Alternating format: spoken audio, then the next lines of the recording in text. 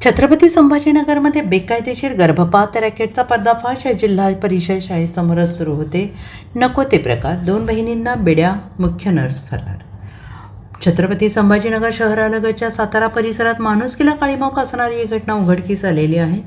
जिल्हा परिषद शाळेच्या अगदी समोरच बेकायदेशीर गर्भपात करणाऱ्या एका टोळीचा जिल्हा प्रशासनाने आणि पोलिसांनी संयुक्त कारवाई करत पर्दाफाश केला. या कारवाईत 2 सख्ख्या बहिणींसह रुग्णाच्या पतीला रंगेहात पकडून बेड्या ठोकण्यात आल्या.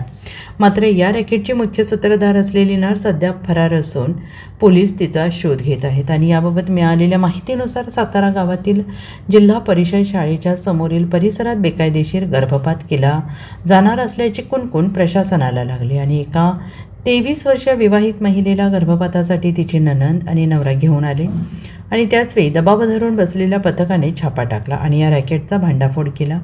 या कारवाईत पोलिसांनी 2 महिला आणि एका पुरुषाला ताब्यात घेतले. तपासात अत्यंत धक्कादायक माहिती समोर आली. या रॅकेटची मास्टरमाइंड ज्योती भीमराव पवार ही असून ती स्वतः एक GNM नर्स आहे. अवघ्या 15,000 रुपयांसाठी पोर्टेबल मशीनच्या सहाय्यानं गर्भलिंग तपासणी केली आणि जर गर्भ मुलीचा असेल तर गोळ्या देऊन गर्भपात केला जायचा.